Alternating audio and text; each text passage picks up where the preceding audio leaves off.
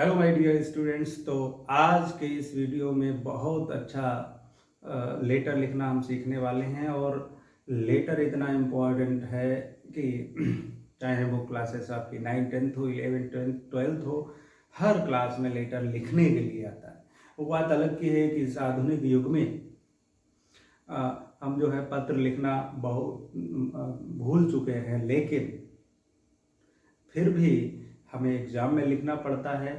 और लिखने का जब तरीका पता होगा, ढंग पता होगा, आसानी से लिख पाएंगे और अच्छे नंबर ला पाएंगे। तो आइए चलते हैं। सबसे पहले हम जान लेते हैं भाई लेटर क्या होता है और कितनी तरह का होता है। पहली बात तो लेटर जो है traditional form of communication and written form of communication. What is a letter? Letter is a traditional and written form of communication. प्राचीन काल से ही लेटर का बड़ा महत्व रहा है और लेटर जो है लिखित रूप से कम्युनिकेशन का एक जरिया होता है। आज जो है अब लेटर दो तरह के होते हैं। एक होते हैं फॉर्मल और एक होते हैं इनफॉर्मल, जिन्हें हम हिंदी में बोलते हैं औपचारिक और अनौपचारिक।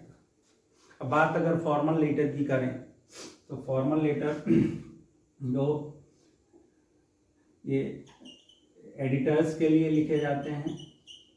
एडिटर्स जो न्यूज़पेपर के एडिटर्स ऑफ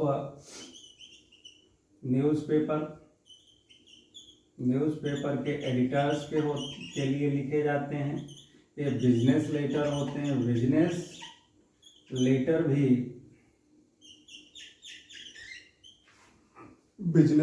भी फॉर्मल लेटर होते हैं। ऑफिशियल लेटर किसी अधिकारी को आप पत्र लिखते हैं, वो भी फॉर्मल लेटर ही होता है, उसे हम ऑफिशियल लेटर बोलते हैं। फिर चाहे जॉब एप्लीकेशन ये भी फॉर्मल लेटर ही होता है। या जो एप्लीकेशन आप और हम सब लिखते हैं, ये भी फॉर्मल लेटर का ही एक हिस्सा होती हैं। तो इस तरह से जो फॉर्मल लेटर होता है वो इतने लोगों को लिखा जा सकता है। अब बात कर लेते हैं इनफॉर्मल लेटर की। हालांकि इनफॉर्मल लेटर की जगह आजकल जो व्हाट्सएप और सोशल मीडिया ने ले ली है, फिर भी हमारे जो फ्रेंड्स हैं,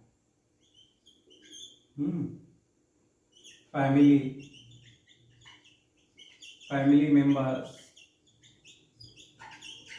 और रिलेटिव्स, ओके, फ्रेंड्स और अक्वाइंटेंस और कर दो,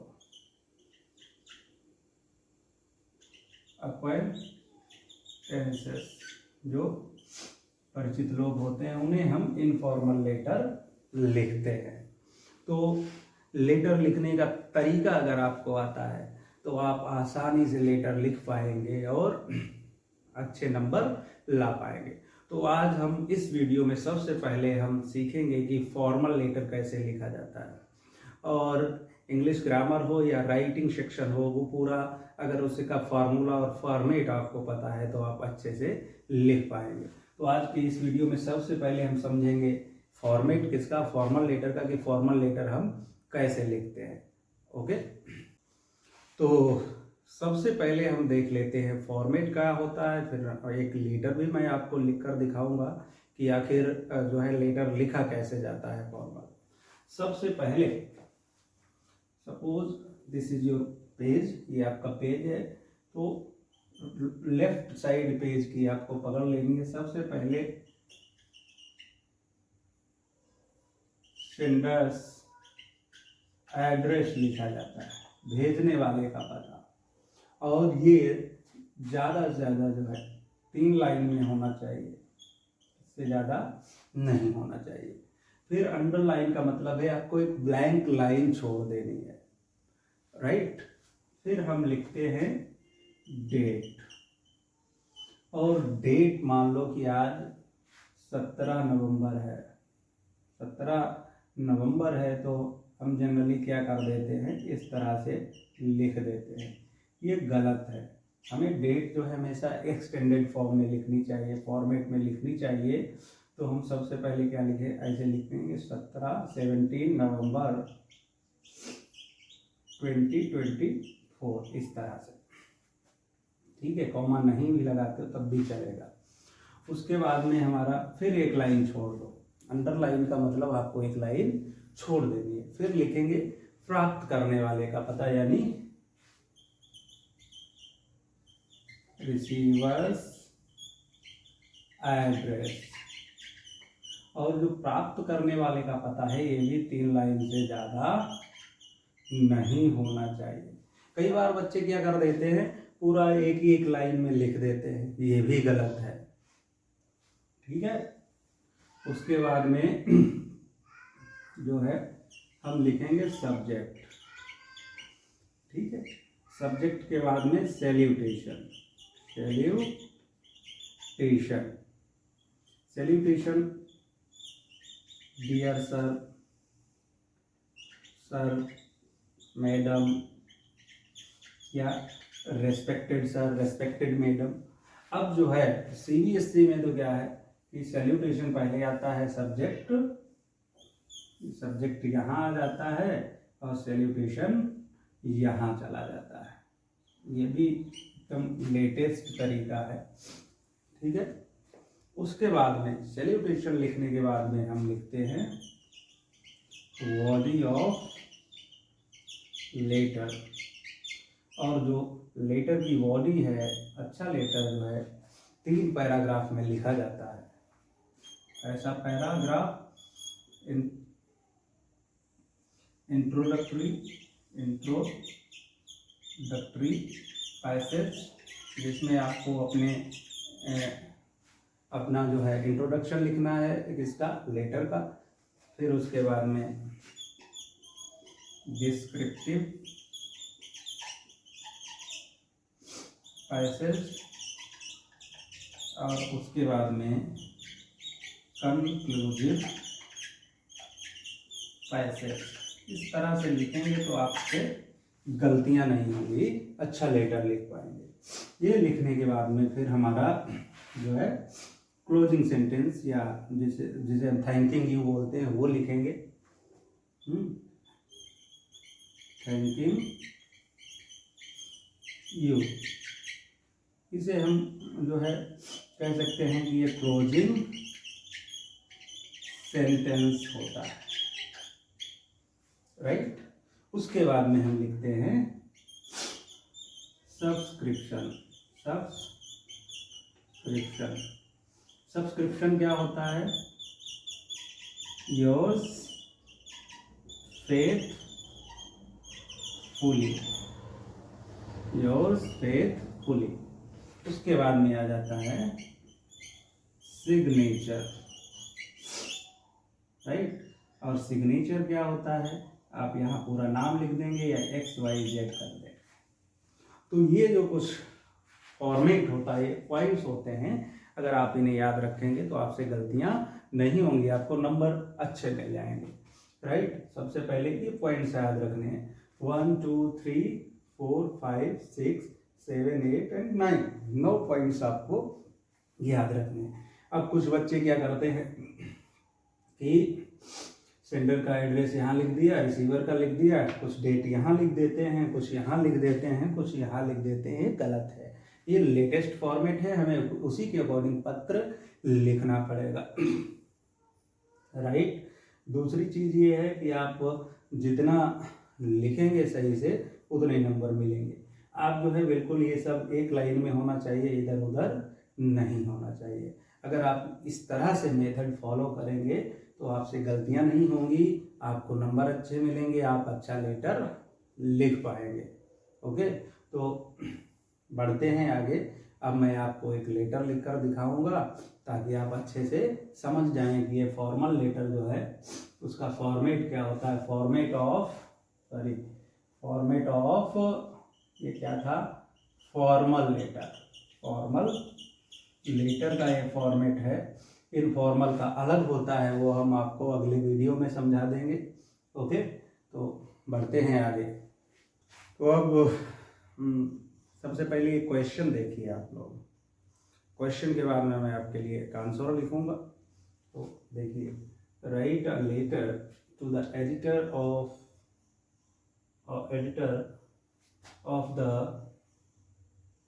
of the Times of India Lucknow to draw the attention of concerned authority towards bad sanitary condition of roads and drains in your locality।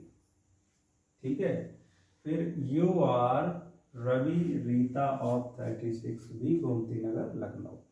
तो बहुत सारी इंफॉर्मेशन क्वेश्चन पे जो है हमेशा पेपर के अंदर अच्छे से पढ़ो।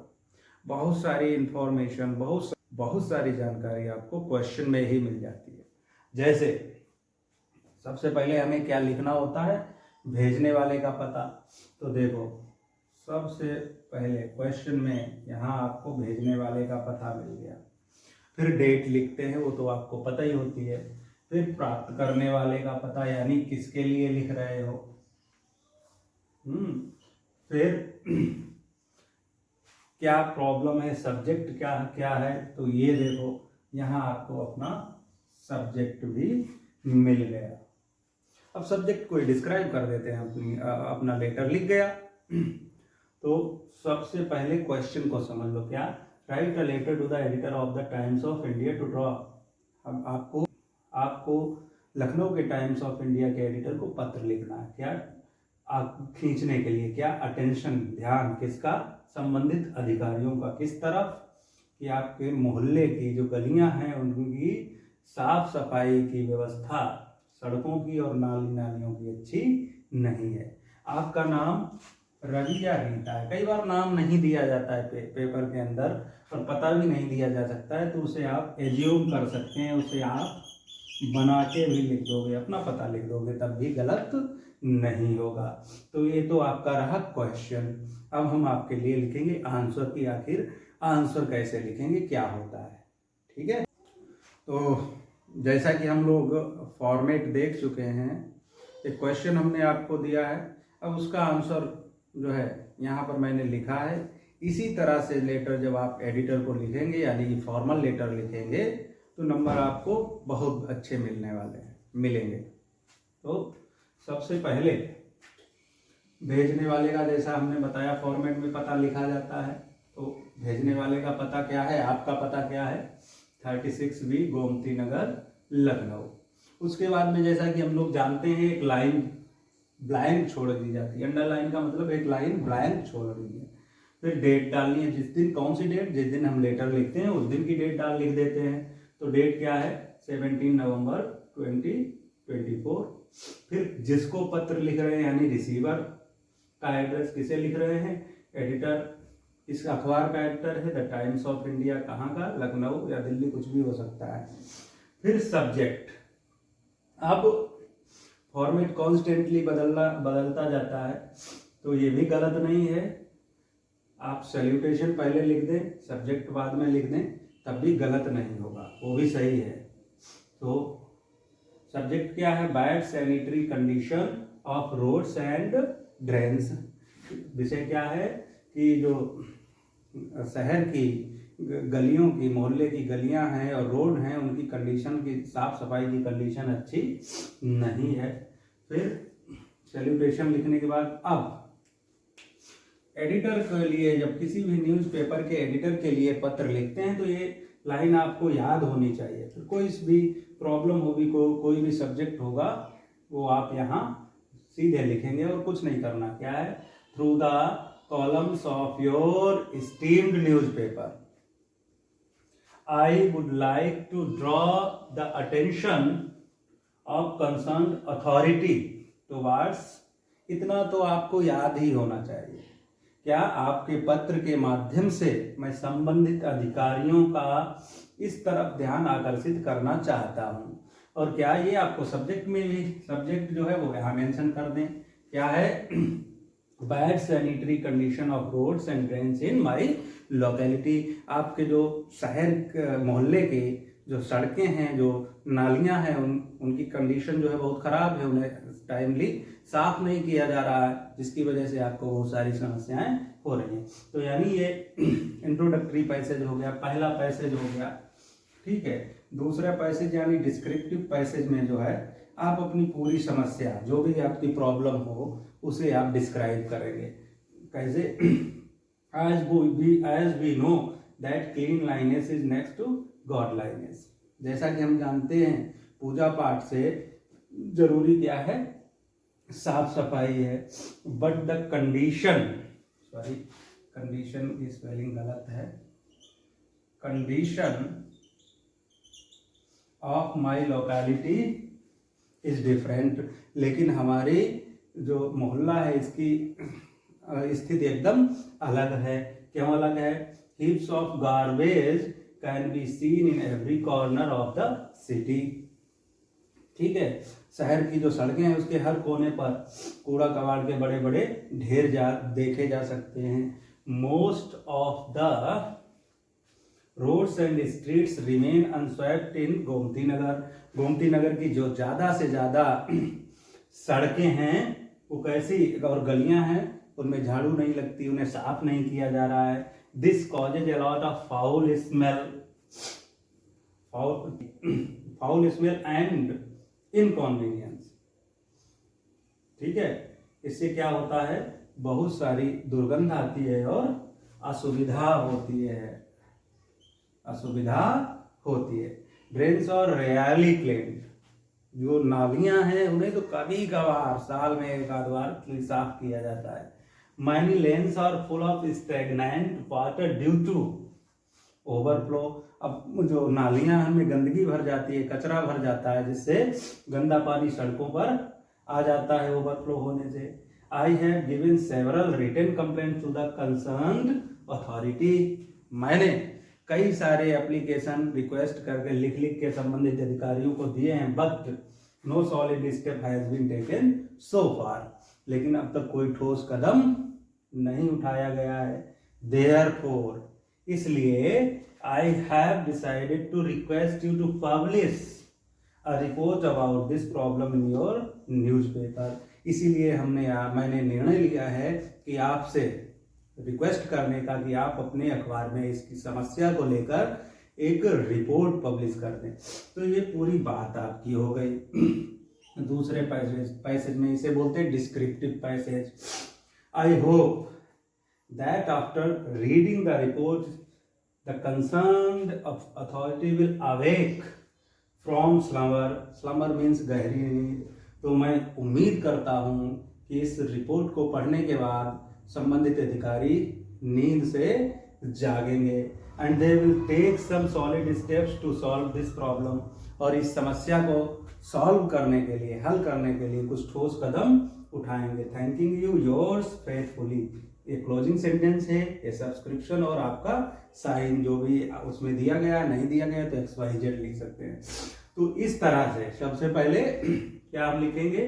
भेजने वाले का पता, डेट, प्राप्त करने वाले का पता, सब्जेक्ट या सैल्यूटेशन। सैल्यूटेशन पहले लिख दो या बाद में वो बातें की होती। फिर इंट्रोडक्टरी पैसेज, डिस्क्रिप्टिव पैसेज और क्लोजिंग पैसेज या कंक्लूजिव पैसेज। अब करना क्या है? ये आपको रट लेना है, इतना यहाँ तक जो भी समस्या हो लिख दो बस। ये आपको एकदम फिक्स लाइन है, ये लाइन फिक्स हो गई। बाद में जो है ये थोड़ा बहुत आप लिख सकते हो और आपको नंबर अच्छे मिल जाएंगे, क्योंकि इसमें स्टेप चेकिंग होती है। क्या स्टेप चेकिंग होती है? जितना सही होगा उतने नंबर आपको मिल जाएंगे। ये 10 नंबर का आता है। कितने का? 10 नंबर का 12th बोर्ड में आता है, तो 10 नंबर में आपको अच्छे नंबर मिल सकते हैं, राइट। तो ये तो बात रही इस लेटर की। तो उम्मीद करता हूँ कि ये लेटर आपके समझ में आ गया होगा और आप जो है इसे अच्छे से लिख पाएंगे।